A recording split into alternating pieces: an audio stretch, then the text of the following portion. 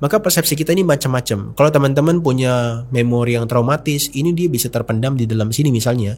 Maka dia juga akan menentukan respon kita nanti seperti apa. Ada orang-orang yang makan es krim dia trauma karena dinginnya itu. Maka ketika lihat es krim yang sebetulnya itu adalah alamiahnya enak dan menyenangkan, tapi dia secara persepsinya bisa menolak. Kenapa? Karena kualitas daripada memorinya itu mengatakan bahwa hati-hati, es krim itu berbahaya, bikin kamu trauma.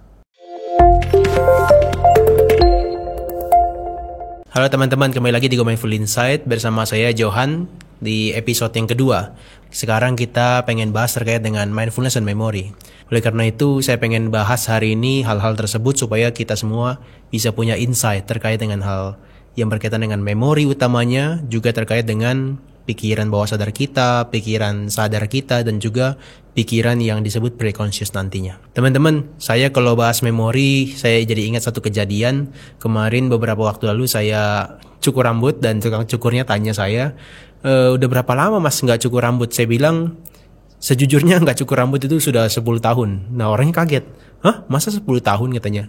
Iya, 10 tahun yang lalu saya cukur rambut di barbershop. Dan setelah itu saya menjadi sommelier, saya tidak pernah lagi cukur rambut di barbershop. Saya cukur sendiri untuk digundul sendiri. Jadi saya bilang 10 tahun yang lalu. Dan orangnya kaget dengan itu. Ya supaya dia yakin sedikit, akhirnya saya kasih foto saya ketika saya jadi sommelier. Dia bilang, oh iya saya percaya. Ternyata 10 tahun yang lalu ya cukur rambutnya. Tapi saya tanya ke dia akhirnya, kira-kira usia saya berapa sekarang mas? Ternyata dia jawab usianya 20 tahun. Nah ketika masnya ngomong 20 tahun, saya langsung teringat dengan memori masa lalu saya. Itu di 2017 dan juga di 2018. Nah ini saya sekitar masih 20-21 tahun. Tapi masnya bilang 20 tahun kan ya. Ya saya jadi merasa agak sedikit lebih muda begitu. Dan ternyata kalau kita nggak hati-hati dengan pikiran kita atau memori kita, bisa jadi kita juga terjebak loh dengan yang namanya memori atau kenangan-kenangan atau sesuatu yang membuat kita tuh melekat dengan masa lalu kita. Kalau saya perhatikan di sini hampir sebetulnya nggak ada bedanya wajah saya yang lalu dengan yang sekarang kan. Tapi kalau kita nggak hati-hati, kita nggak belajar tentang mindfulness, kita nggak belajar tentang Buddhism, membuat kita tuh punya kemelekatan terhadap masa lampau kita. Teman-teman, seperti yang saya ungkapkan, saya bahas terkait dengan 5 hal. Yang pertama itu adalah terkait dengan 3 tingkat kesadaran menurut Sigmund Freud, kemudian 3 tingkat kotoran batin, dan yang ketiga nanti saya pengen tunjukkan ke teman-teman di mana sih letak memori dalam pikiran kita menurut tradisi timur, yaitu dalam tradisi Buddhis. Nah, kemudian juga korelasinya antara 3 tingkatan kesadaran, 3 tingkatan kotoran batin, dan juga ada memori, itu di bagian mana sih dia punya korelasi antara ketiganya itu. Kemudian implikasinya terhadap mindfulness dan pelatihan meditasi kita tuh seperti apa. Tapi sebelum masuk ke pembahasan, saya pengen banget kasih teman-teman rekomendasi untuk menonton film Inside Out yang pertama ataupun yang kedua. Itu karena sangat syarat sekali tentang pembahasan memori, kemudian pembahasan tentang pikiran dan bawah sadar kita itu penting sekali. Nah di Inside Out kedua itu sudah mulai lebih upgrade pikirannya, udah mulai lebih kompleks. Karena kalau di Inside Out pertama dia masih seperti anak toddler atau masih bayi bahkan. Dan satu lagi, kalau teman-teman di 2024 ini, saya pengen rekomendasikan teman-teman untuk nonton Spaceman. Spaceman itu dia berusaha untuk mencari ada apa sih di luar angkasa itu dengan cahaya yang bergemerlapan berwarna ungu. Dia pengen pecahkan itu. Dan selama dia menjalani kehidupannya di luar angkasa seorang diri, itu dia dipermainkan oleh memori, kemudian pemikiran-pemikiran masa lampaunya, kemudian pemikiran-pemikiran akan datangnya. Dan memori-memori itu tentang istrinya membuat dia tuh ingin sekali untuk kembali ke bumi, tapi dia tidak bisa. Nah oleh karena itu, ternyata setelah dia sampai ke titik warna yang ungu tersebut, ternyata disitulah dia menemukan segala bentuk energi ataupun bahkan pikiran manusia itu bersarang di sana. Sehingga cahayanya itu bergemerlapan dan terus menambah semakin lama semakin banyak. Tapi teman-teman, itu adalah film yang mungkin bisa mengena kepada kita semua untuk pembelajaran bagaimana memori kita itu bekerja. Nah mungkin 3 film lainnya yang pengen saya rekomendasikan itu adalah film Memento dari Christopher Nolan. Itu adalah film yang menurut saya harus memakan beberapa waktu untuk mengulang lagi, sehingga kita mengerti jalan pikiran memori seseorang itu seperti apa. Memento ini sangat kompleks teman-teman, kalau mau nonton pun harus betul-betul butuh waktu yang luang. Kemudian ada film Lucy, itu adalah mempelajari tentang bagaimana pikiran bawah sadar kita itu ketika diaktifkan sampai betul-betul optimal, ya dia sih bilangnya sih brain capacity, kapasitas otak kita dioptimalkan sampai 100%, maka ada hal-hal yang kita bisa maksimalkan dalam diri kita, dalam pikiran kita, dalam pikiran bawah sadar kita untuk bisa mengendalikan bahkan objek yang ada di luar. Nah itu Lucy itu menurut saya filmnya sangat Buddhis banget karena sampai di akhir film di 100% itu dia sudah mencapai kemusnahan secara fisik dan mental. Dia bilang dia ada di mana-mana katanya. Dan yang terakhir saya paling senang filmnya Free Guy. Free Guy itu dia membahas tentang seorang NPC, artinya non-player character. Jadi sebetulnya karakter yang sebetulnya hanya menjalankan tugasnya. Tapi entah kenapa tiba-tiba algoritmanya rusak. Sehingga dia yang tadinya non-player character, dia menjadi karakter utama, menjadi main character. Dia bisa mengatur beberapa orang yang menjadi NPC itu supaya tidak mengikuti perintah daripada algoritmanya. Akhirnya dia bisa keluar dari kebiasaan yang tanda kutip yang dilakukan sesuai dengan algoritma atau perintah dari codingnya itu. Dia akhirnya menjadi orang yang bebas. Nah itu menunjukkan kepada kita itu diperbudak oleh memori kita setiap waktu, bahkan setiap hari, itu selalu membuat kita tuh melakukan hal yang sama. Itu seperti orang yang tidak bebas. Maka di film ini Ryan Reynolds itu menjadi orang yang betul-betul terbebas pertama dan mengajak orang-orang lain untuk terbebas juga dari algoritma yang sebetulnya membelenggu mereka. Nah teman-teman, ini kita masuk ke topik inti yang pertama. Itu adalah terkait dengan 3 tingkat kesadaran yang dibahas oleh Sigmund Freud. Ini adalah gunung es di mana kalau kita menggunakan perahu, teman-teman berkeliling di sekitarnya, teman-teman hanya lihat yang ada di pucuk dari di atas permukaan laut tersebut. Sementara gunung es yang ada di bawah permukaan laut, teman-teman gak bisa lihat. Itu menunjukkan karena keterbatasan kita yang dimana kondisinya tidak memungkinkan untuk kita bisa melihat ke dasar laut tersebut. Nah teman-teman, ini dikatakan sebagai kalau iceberg yang bagian atas itu, yang bagian topnya itu adalah dikatakan sebagai conscious mind. Artinya itu adalah pikiran sadar kita. Sementara di bagian dekat permukaan laut itu disebut sebagai the pre-conscious mind. Artinya pikiran yang sebetulnya bukan sadar dan juga pikiran yang sebetulnya bukan tidak sadar gitu ya. Tapi dia ada betul-betul di bagian tengah-tengahnya. Kemudian ada yang terakhir itu adalah the unconscious mind. Ini adalah betul-betul pikiran yang tidak sadar. Teman-teman harus dikasih disclaimer di sini, ketiga-tiganya ini bukan hanya yang negatif ya. Ini ada yang baik dan yang buruk, bahkan yang netral sekalipun. Jadi teman-teman gak usah judge ini yang baik atau yang buruk doang. Tapi sebetulnya mereka ada di 3 bagian level kesadaran tersebut. Nah kalau kita mau melihat yang berkaitan dengan unconscious mind kita harus mengakses yang namanya the pre-conscious mind kita. Artinya kita tidak bisa menggunakan perahu itu untuk melihat bawah sadar kita. Bagaimana caranya? Kita harus punya kemampuan untuk menyelam ke dasar laut tersebut. Ya, dengan demikian kita bisa mengakses the pre-conscious mind kita, kemudian bisa melihat letupan-letupan dari the unconscious mind kita. Artinya, kalau teman-teman dalam keadaan yang tenang batinnya rileks, teman-teman bisa mengakses the pre-conscious mind. Tidak terlibat lebih banyak terkait dengan the conscious mind kita. Kalau teman-teman bertahan di bagian the pre-conscious mind dalam waktu yang cukup lama, maka akan ada stimulus atau bahkan seperti impuls yang naik ke pikiran kita. Sehingga kita bisa melihat, oh ternyata ada kotoran batin di bagian pikiran saya yang belum tersadari. Nah itu dengan demikian kita bisa melihat ke bawah, tapi juga sesaat itu kita juga bisa melihat ke atas. Maka di bagian the pre-conscious mind itu penting juga. Ada beberapa orang yang mengatakan itu adalah the subconscious. Ya, the pre-conscious itu sama dengan the subconscious. Nah kemudian yang kedua, ini adalah 3 tingkat kotoran batin kita. Sebetulnya itu kurang lebih sama, hanya ini penggambarannya adalah sebuah pohon. Ya untuk menggambarkan 3 tingkat kotoran batin, apakah itu kilesa, niwarana, anusaya, ini digambarkan seperti sebuah pohon. Nah ini artinya teman-teman kalau dari jauh, dari kejauhan ketika melihat sebuah pohon, apa yang paling terlihat dengan jelas? Itu adalah paling banyak dan paling rimbun dan paling terlihat dengan jelas, itu adalah bagian daunnya.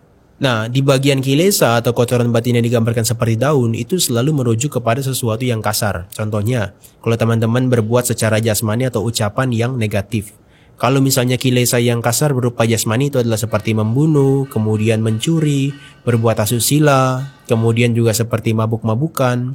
Dan kalau misalnya melakukan ucapan yang negatif itu adalah seperti berbohong, kemudian memfitnah, memecah belah, ataupun berkata kasar. Atau yang terakhir adalah berkaitan dengan berucap yang tidak penting atau omong kosong. Nah kalau teman-teman melakukan hal itu kepada orang lain karena didorong oleh kotoran batin ini, maka itu gampang dilihat oleh orang lain. Bahkan sekarang itu kita udah gak perlu lagi ya harus tatap muka. Tapi kita tanpa tatap muka dengan kehidupan di dunia maya, orang-orang bisa mengetahui bahkan kita ini orang yang baik atau orang yang buruk. Artinya kalau kita misalnya selalu posting sesuatu ucapan yang negatif, Meskipun orang itu berada di Eropa atau di Amerika atau bahkan di timur sana atau di Asia Tengah sana, orang-orang akan mengetahui bahwa kita itu adalah orang yang berucap yang tidak pantas, yang tidak penting, yang berbohong dan seterusnya. Apalagi kalau kita sampai memposting diri kita sedang melukai orang lain atau bahkan melukai diri sendiri, kemudian kita membunuh, kemudian bahkan kita mencuri, mengambil barang yang tidak diberikan. Apalagi kalau kita sampai masuk ke berita-berita yang dimana itu adalah berita-berita negatif tentang perbuatan jasmani kita.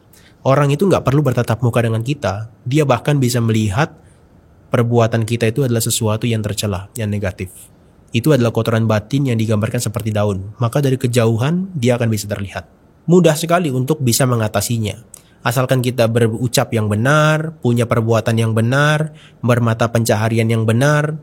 Kalau misalnya 3 hal itu dijalankan, atau kita singkat menjadi pengendalian diri secara moralitas, maka itu dikatakan sebagai kita sudah memangkas daunnya. Dan di dalam Buddhis itu adalah ajaran Buddha yang paling dasar. Itu adalah jangan berbuat jahat. Nah, kalau jangan berbuat jahat itu adalah punya hubungan sebetulnya seperti di conscious mind tadi. Dia masih dikatakan pikiran yang bisa kita kendalikan dan betul-betul masih bisa disadari. Perbuatan jasmani kemudian juga ucapan itu masih dalam tataran di conscious mind tadi. Nah, maka kilesa ini hanya bisa diatasi dengan kita melakukan pengendalian diri secara moral. Maka daun itu akan terpangkas. Itu sesuai dengan ajaran Buddha yang pertama, jangan berbuat jahat. Sementara yang kedua, teman-teman, ini levelnya bukan lagi ucapan dan juga perbuatan jasmani kita. Tapi dia levelnya agak sedikit lebih dasar. Ketika daun itu sudah terpotong, maka kalau teman-teman melihat sebuah pohon, maka kita hanya bisa melihat yang namanya batangnya itu. Nah, batangnya itu diibaratkan seperti niwarana.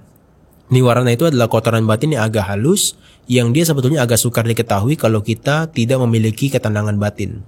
Maka di sini dia di level ini tidak bisa diatasi dengan moralitas. Dia hanya bisa diatasi dengan yang namanya ketenangan atau konsentrasi.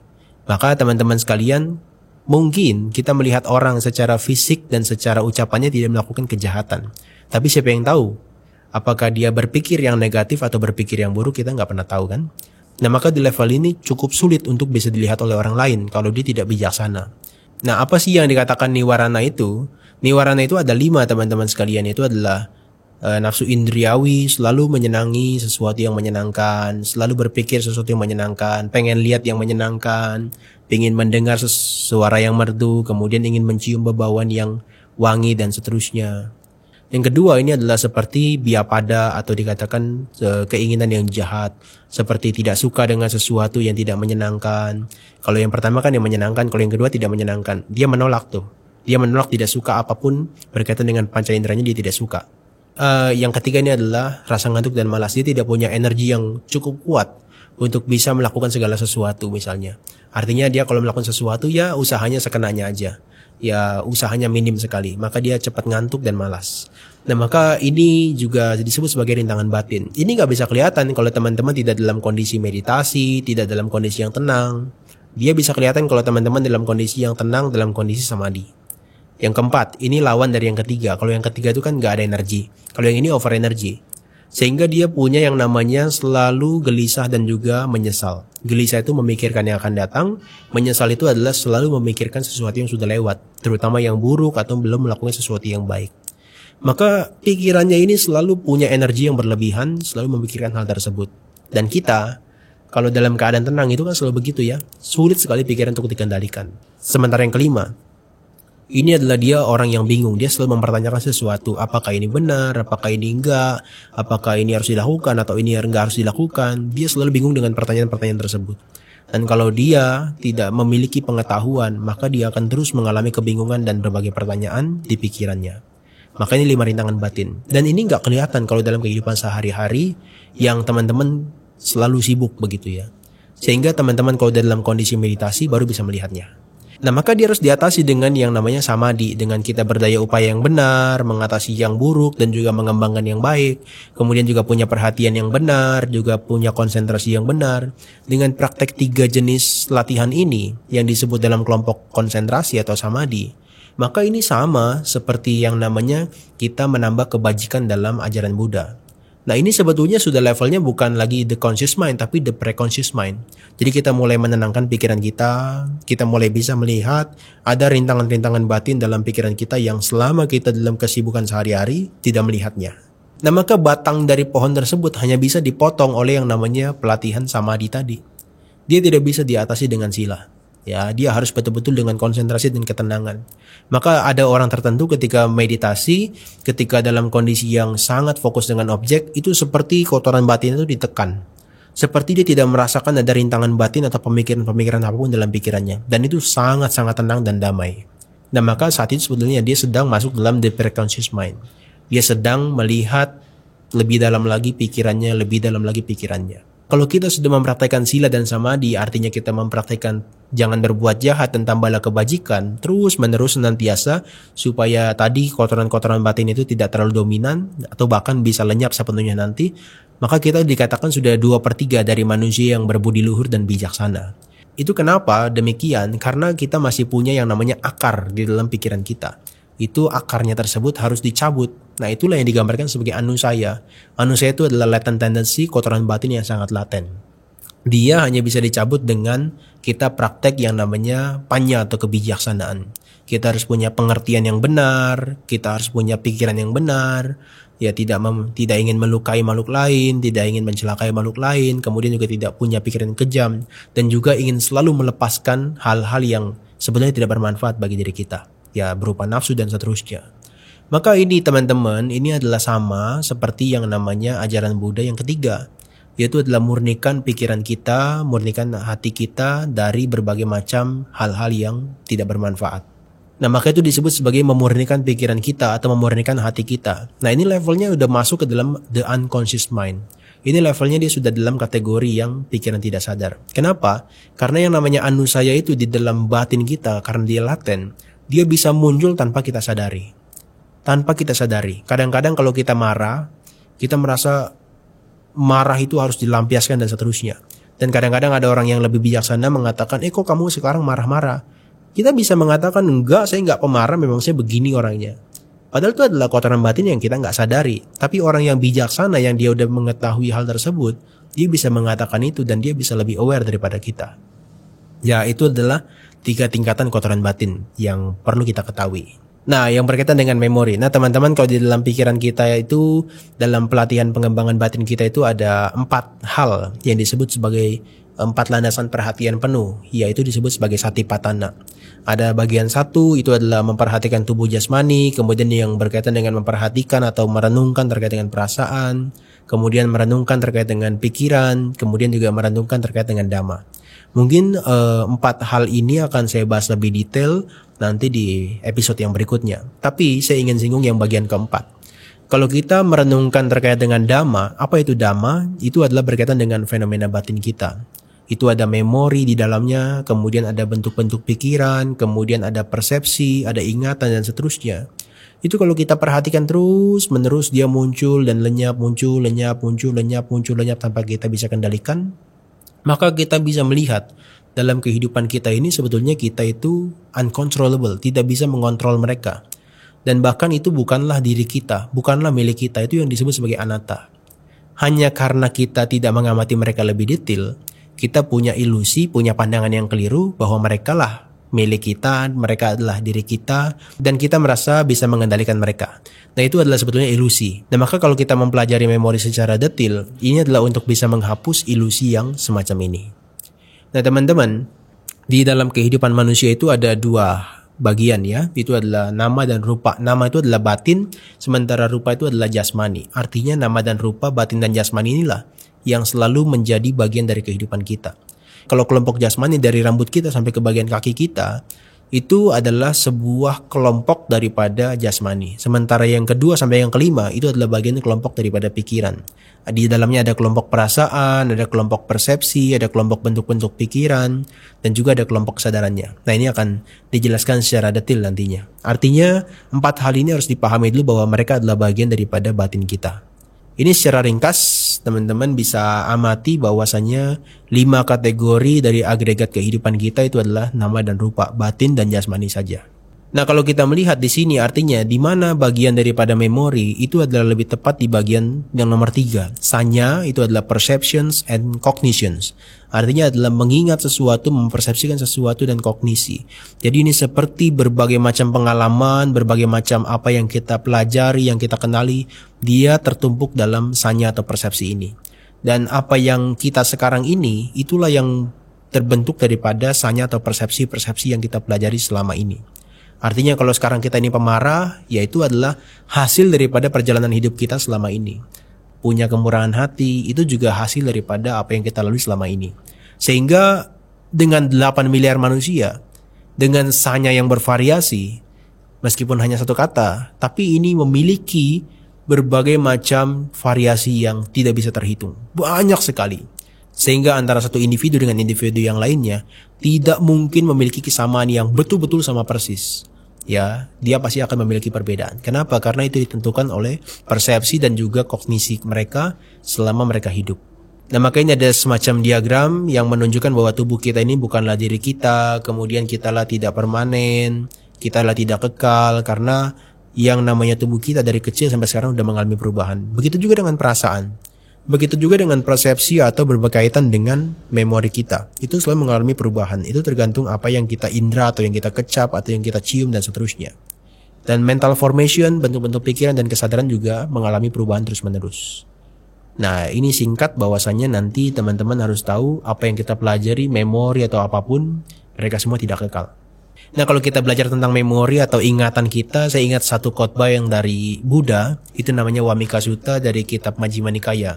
Ini dikatakan adalah gundukan sarang semut ya. Ini berasap pada malam hari dan menyala pada siang hari. Apa itu gundukan sarang semut? Itu adalah perumpamaan bagi jasmani kita, 4 unsur utama kita yang kita bawa selama ini. Nah, apa yang disebut sebagai berasap di malam hari ini yang menarik itu adalah apa yang seseorang pikirkan dan renungkan pada malam hari berdasarkan pada perbuatannya di siang hari. Artinya dia selalu merenungkan dan memikirkan apa yang dia lakukan di siang hari ketika dia hampir mau tertidur di malam hari. Dan yang menarik, itu juga dikatakan menyala pada siang hari atau menyala di siang hari.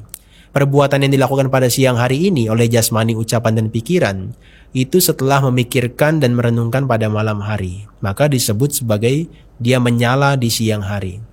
Ya, artinya pagi dan siang dan malam kita itu dia selalu menentukan kualitas daripada pikiran kita. Apakah itu yang baik atau yang buruk itu ditentukan. Maka memori ini harus berhati-hati, tidak boleh sembarangan diinput dengan sesuatu yang negatif atau bahkan diinput oleh sesuatu yang tidak penting. Tapi ini meskipun sedikit demi sedikit, ini seperti racun. Kalau misalnya secara kontinuitas diberikan, kita juga akan mati pada akhirnya. Makanya kita harus hati-hati dengan memori kita atau apa yang kita pelajari, yang kita persepsikan, dan apa yang kita kecap dan seterusnya. Nah, maka teman-teman, ini kita lihat, maka bagian memori itu sekali lagi adalah di bagian perceptions. Ya, di bagian perceptions, dia ada di bagian mental dan juga pikiran, tapi dia ada ranahnya adalah di bagian perceptions. Artinya di sini perception itu adalah sesuatu yang secara konsep verbal, konsep non-verbal, pemikiran-pemikiran kita, kesan-kesan kita, atau hasil dari kita mengasosiasikan segala sesuatu yang kita pelajari. Itu berupa pengetahuan dan knowledge kita. Kalau di neuroscience kan mengatakan ada bagian tertentu yang menjadi tempat di mana orang mengkognisi sesuatu ya. Tapi kalau di dalam Buddhis justru tidak ada yang namanya objek secara fisik, karena bagian batin itu adalah abstrak. Tapi di sini adalah memori merupakan bagian daripada perception. Nah, perception ini dia ini menentukan kualitas daripada pikiran kita nantinya ke depan. Oke, contohnya di sini dikatakan dari form ya, dari bentuk jasmani kita, dari mata, telinga, hidung dan seterusnya kita punya organ-organ tubuh. Nah, maka dengan kita punya jasmani setidaknya kita sudah punya 5 indera. Itu adalah mata, telinga, hidung, kemudian lidah, kemudian kulit. Dan ketika kita punya pikiran, maka itu juga ada indera pemikiran. Jadi 6 indera kita disebut sebagai 6 sense organs. Setiap saat karena kita hidup dengan kita buka mata, kemudian kita bangun dari tidur kita, maka setiap saat ini indera kita ini, 6 indera kita ini selalu bertumbukan dengan objeknya. Nah, maka mata selalu melihat pemandangan, kemudian telinga selalu mendengarkan suara.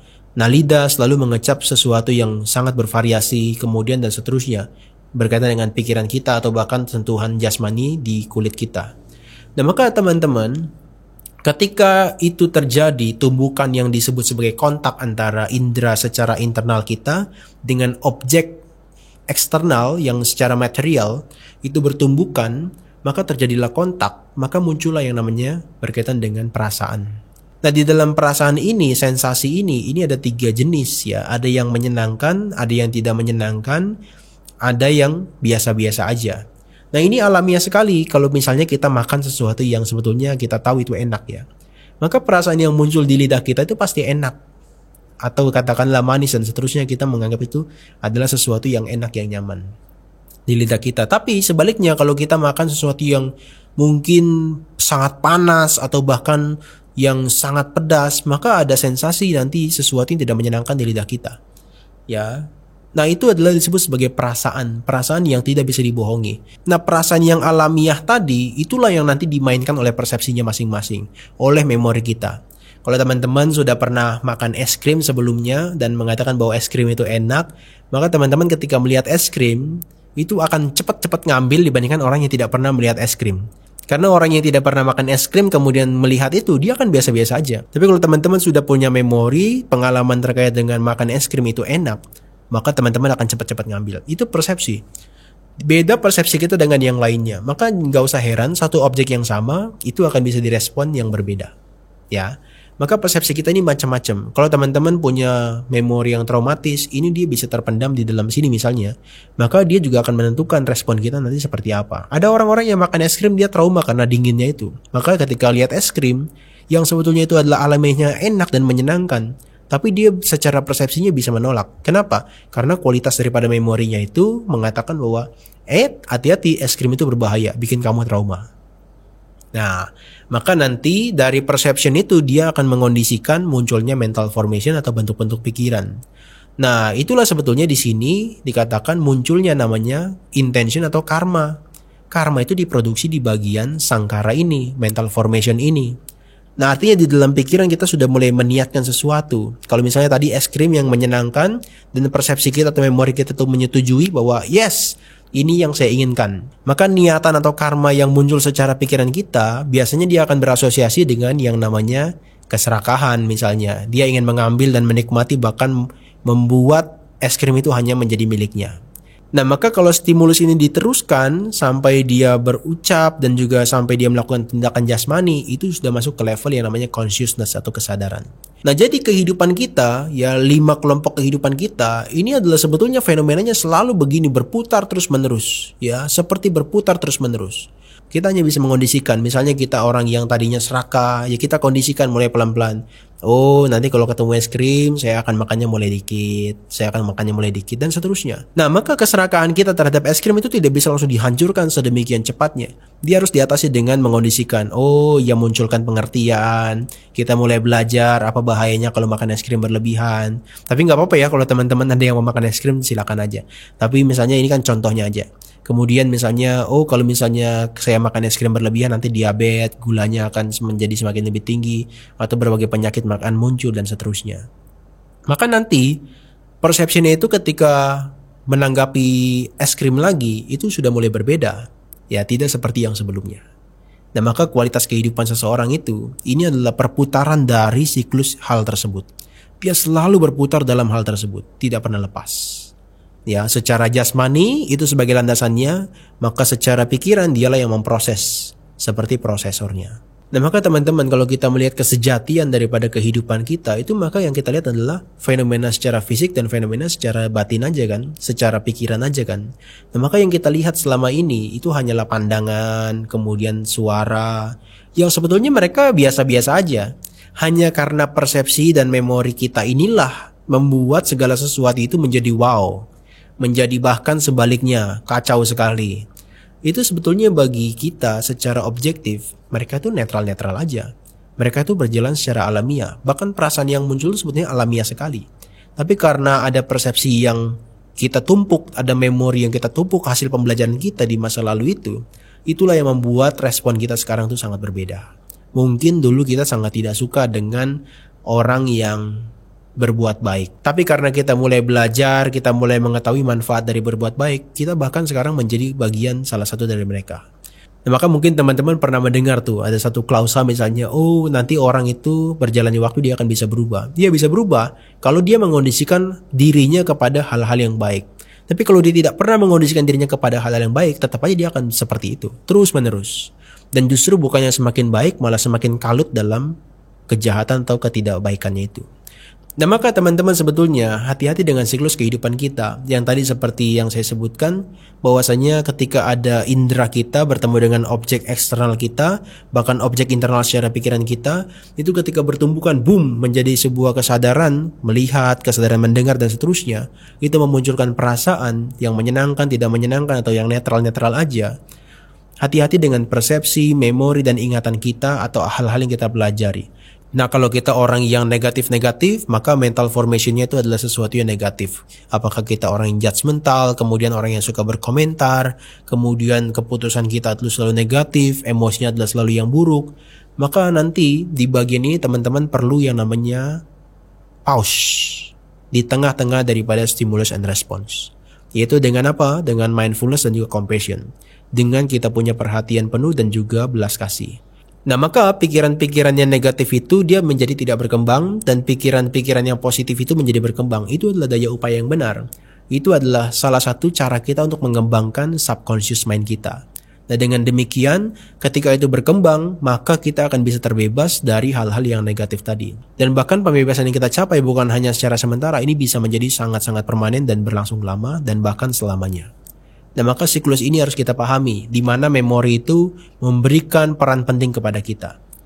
Nah saya pengen memberikan rangkaian yang lebih detail nih proses berpikir kita kepada teman-teman sekalian lewat gambar ini. Ini adalah sebuah rangkaian pikiran kita selama 17 momen misalnya, yang paling banyak ya, tapi dia bergerak dengan sangat cepat. Itu bisa kita pahami bagaimana memori itu bisa memberikan efek domino, yang baik akan baik terus, yang jahat akan jahat terus, sampai dalam waktu tertentu. Dan ini seperti seakan-akan kita sulit sekali untuk bisa mengintervensinya, kalau kita tidak punya kesadaran yang kuat. Nah maka di bagian 3 yang pertama, teman-teman sekalian, itu adalah sesuatu yang bahkan kita tidak bisa kendalikan sama sekali. Itu terbebas daripada proses berpikir kita. Ya, tugas dia yang namanya bahawangga itu hanyalah untuk menjaga pikiran kita untuk tetap hidup. Kadang-kadang kan kita seperti melamun gitu ya, seperti nggak melihat apa-apa, nggak mendengar apapun, seperti pikirannya kosong. Tapi kita tetap hidup. Ya, kalau misalnya nggak ada bahwangga itu ya kita mati. Nah, tapi kita tetap hidup. Nah, kemudian ketika kita baru tersadar, kemudian ada objek di depannya, kemudian kita bisa melihat, di momen itulah sebetulnya pikiran kita bergerak dengan sangat cepat. Mulai dari rangkaian yang keempat, pikiran kita tuh mulai diarahkan kepada objeknya. Kita mulai mengarahkan objek apa nih yang bisa di sense atau di indera. Oh misalnya di depan ada pandangan gitu kan, ada gambar misalnya. Itu indera mata kita yang bekerja, bukan telinga tapi indera mata. Kemudian dari indera tersebut muncullah kesadaran yang berikutnya, yang nomor 5 itu terkait dengan kesadaran melihat. Itu masih natural sekali dan masih alamiah sekali dan masih bersih sekali. Tidak dilengkapi dengan emosi apapun ketika melihat ya. Nah di bagian ke-6 dia mulai menerima objek yang dia lihat secara matanya tadi. Nah di bagian yang ke-7 dia mulai menyelidiki, kira-kira ini objek apa ya? Ini baik atau buruk? Dan baik dan buruknya itu sangatlah subjektif, dia ditentukan oleh persepsi dan memori kita di masa lalu. Nah misalnya aja nih kalau teman-teman melihat seseorang yang menggunakan baju putih, celana putih, dan juga pakaian yang lainnya juga enak dilihat. Nah teman-teman ketika melihat itu sebelumnya, teman-teman punya memori dan pengalaman. Wah ternyata menyenangkan, menenangkan, kemudian juga teduh, penampilannya sejuk di hati. Memori itu terbawa, kemudian ketika teman-teman melihat pandangan itu lagi sekarang, maka ketika diperiksa oleh kesadaran yang jenis ke-7 ini, maka dia bisa dikatakan, oh ini adalah objek yang baik. Nah tapi misalnya untuk kejadian yang lain, bisa jadi objek yang sama itu berbeda ketika orang melihat dengan pakaian putih, celana putih, kemudian bahkan rambutnya putih, mungkin menjadi ketakutan. Maka santirana atau berkaitan dengan kesadaran ke-7 ini, itu ketika menerima objek dan menyelidikinya, maka dikatakan sebagai objek ini kayaknya buruk deh. Nah kacaunya, di bagian yang ke-8, itu adalah kita memutuskan apa yang akan kita lakukan atau yang akan kita respon terhadap objek itu. Dan itu tidak punya jeda dengan yang sebelumnya. Nah keputusan kita ini yang di bagian ke-8, ini betul-betul ditentukan oleh yang bagian yang ke-7 tadi. Karena dia saling mengondisikan satu sama lain. Nah maka kalau misalnya itu objeknya dianggap tadi baik, maka dia biasanya memutuskan responnya itu adalah respon yang baik atau yang menyenangkan juga. Tapi sebaliknya kalau yang buruk ya dia akan respon dengan cara yang buruk. Nah di nomor 8 itu yang sangat menentukan, sehingga nanti 7 proses kesadaran berikutnya itu sudah merupakan hasil daripada keputusan kita. Ya disitulah karma yang baik, yang buruk, kemudian yang biasa-biasa aja itu dibuat oleh pikiran kita. Terus menerus proses ini berjalan sampai berbagai layer, sangat-sangat banyak. Maka dikatakan setiap daripada pikiran kita itu bisa dikalkulasi dengan jentikan jari. Ketika dijentikan itu sama seperti 10 pangkat 12. Atau seperti kedipan mata itu 10 pangkat 12. Begitu banyak, luar biasa. Sehingga kita melihat seakan-akan semua proses ini sulit untuk bisa kita kendalikan. Dia hanya ditentukan dari apa yang kita lakukan sebelumnya, yang kita respon dari yang sebelumnya. Terus menerus dia seperti lingkaran setan yang tidak pernah putus. Mengerikan sekali. Maka hati-hati ya teman-teman dengan persepsi, dengan memori kita yang kita pelajari selama ini. Dia bisa membawa kita pada sangat baik atau dia bahkan sebaliknya. Nah berikutnya teman-teman perlu lihat 3 bagian daripada state daripada pikiran kita. Ada yang netral, kemudian ada sympathetic state dan juga parasimpatetik. Nah di bagian daripada sympathetic state biasanya kalau kita melakukan segala sesuatu itu lebih cepat ya, kalau lagi terburu-buru, maka di situ digambarkan memori kita tuh akan menurun, daya ingat kita akan menurun. Sementara dibandingkan dengan yang merah, yang warna biru ketika dalam keadaan parasimpatetik, dalam keadaan tenang, relax, maka memori kita tuh akan meningkat, memori kita akan jauh lebih kuat. Maka teman-teman yang mulai pikun atau yang mulai ingatannya lupa-lupa gitu ya, maka harus berlatih meditasi supaya dia bisa meningkatkan memorinya, supaya dia bisa membuat daya ingatnya tuh jauh lebih kuat lagi. Tapi juga ketika meditasi bukan mengingat-ingat sesuatu, tapi itu akan terjadi secara alamiah, ingatan atau memorinya jauh lebih kuat dibandingkan dia tidak berlatih meditasi. Nah maka kalau kita merujuk kepada gelombang otak atau brain waves kita dalam kita praktek meditasi, itu direkam dengan elektroencephalografi, itu bisa dideteksi bahwa kondisi meditasi itu adalah kondisi yang rileks, kondisi di mana keadaan theta atau keadaan alpha kita tuh sangat dominan. Nah kondisi daripada conscious mind kita itu akan berkurang di saat kita bermeditasi. Sementara subconscious kita itu akan meningkat dan kita bisa mengakses bagian daripada the unconscious mind kita. Nah maka teman-teman kalau lagi dalam kondisi tenang, bahkan dalam kondisi meditasi, itu gak usah khawatir kenapa ya semua daripada gorong-gorong pikiran sampah saya ini keluar semua. Seperti memori-memori yang jelek-jelek, traumatik itu keluar semua. Bagaimana sih caranya untuk bisa escape atau lari dari mereka? Sebetulnya gak perlu juga teman-teman. Itu sebenarnya kita tidak perlu khawatir karena sebetulnya di momen itu kita sedang ditunjukkan sebagaimana adanya pikiran kita yang selama ini tidak pernah kita lihat.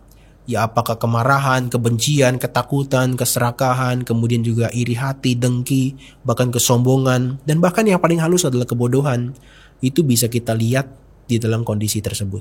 Dan dalam keadaan biasa dia tidak mungkin bisa terlihat. Maka the unconscious mind itu dia seperti memberikan impuls atau memberikan stimulus kepada pikiran preconscious kita. Dan di dalam hal ini, the conscious mind kita itu dikondisikan oleh preconscious tadi. Kemudian preconscious tadi itu dikondisikan oleh the unconscious tadi. Maka kadang-kadang kalau perilaku kita tidak betul-betul kita amati dan betul-betul kita tidak aware, bisa-bisa kita melakukan sesuatu yang tidak terduga. Bahkan sesuatu yang tidak kita inginkan.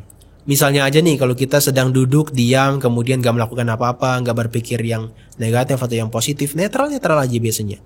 Nah kemudian kalau kita nggak aware, nggak sadar, bisa aja kadang-kadang tangan kita tiba-tiba dibunyi-bunyikan, jari jemarinya dibunyi-bunyikan, kemudian kakinya ada yang digeser-geser, kemudian ada yang menggerak-gerakkan badan. Itu sebetulnya adalah peran daripada the unconscious mind tadi. Kegelisahan itu naik ke bagian permukaan subconscious atau preconscious tadi, kemudian naik ke bagian conscious mind. Sehingga dia bisa melakukan secara tindakan fisik ataupun jasmani kita. Maka kita harus hati-hati dengan unconscious mind kita itu. Dan memori-memori yang lampau itu sangat tidak terduga munculnya. Karena kita tidak bisa memilih memori mana yang akan muncul berikutnya. Yang kita bisa lakukan hanyalah mengkondisikan mereka untuk yang muncul, apakah yang baik atau yang buruk, dengan kondisi-kondisi yang baik atau yang buruk. Nah maka memang ada satu penelitian yang mungkin kasar gitu ya. The conscious mind kita itu hanya 10%, sementara preconscious ke bawah sampai unconscious itu sampai 90%. Artinya kehidupan kita tuh hanya 10% digerakkan oleh pikiran kita. Sementara yang lain-lain itu digerakkan oleh pikiran bawah sadar kita bahkan sampai 90%. Maka teman-teman gak usah heran kenapa ada orang yang selalu berpikir negatif padahal orangnya kelihatannya gak negatif gitu ya. Seperti teman-teman ada yang melihat bahwa ada orang yang selalu punya perasaan untuk marah-marah, kemudian juga ada perilaku yang sebetulnya tidak perlu tapi dia lakukan seperti itu, dan bahkan itu kompulsif sekali, ya. Nah, beberapa penelitian sudah menganjurkan kita dan merekomendasikan kita bagaimana caranya kita bisa escape atau keluar daripada lingkaran setan tersebut. Dengan kita punya clarity atau kejernihan secara mental di pikiran kita, kemudian kita belajar untuk observe bagian daripada proses pikiran kita seperti tadi, bahwa mereka itu sebetulnya seperti ini, dan seperti ini. Kemudian kita belajar meditasi, belajar untuk relax, belajar untuk tenang, bahkan untuk belajar mencabut akar daripada kotoran batin kita untuk belajar meditasi vipassana. Nah, maka ketika terjadi kontak indera antara indera kita dengan objek, ketika kita sudah punya pandangan yang benar, mau perasaan yang jenis apapun, yang enak, yang tidak enak, atau bahkan yang biasa-biasa saja, kita bisa punya penerimaan yang lebih baik lagi. Maka yang tadinya harusnya menimbulkan keinginan yang menggebu-gebu, sekarang justru lebih bisa mengendalikan dirinya. Yang tadinya harusnya muncul kemelekatan, dia bisa lebih mengendalikan dirinya dan melepaskan kemelekatan itu. Dan dia seharusnya munculkan yang namanya karma-karma yang negatif, perbuatan-perbuatan secara ucapan, pikiran, dan juga tindakan jasmani yang negatif, itu menjadi tidak dilakukan. Nah, maka dia bisa terbebas dari penderitaan fisik dan mentalnya hanya karena memorinya itu diperbaiki dan juga dibenarkan sesuai dengan jalurnya yang benar.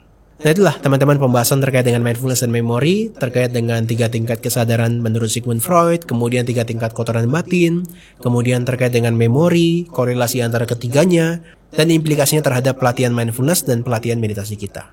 Dan sampai jumpa di Go Mindful Insight untuk episode yang berikutnya.